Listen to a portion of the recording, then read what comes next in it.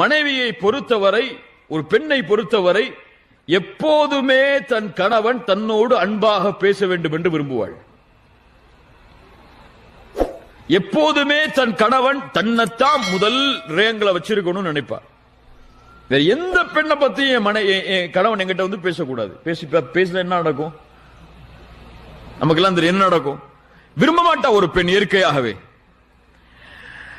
ஒரு பெண் எப்போதுமே கணவன் தன்னுடைய அழகை கூறிக்கொண்டே இருக்க வேண்டும் என்று விரும்புவாள். நம்ம விரும்ப மாட்டோம்.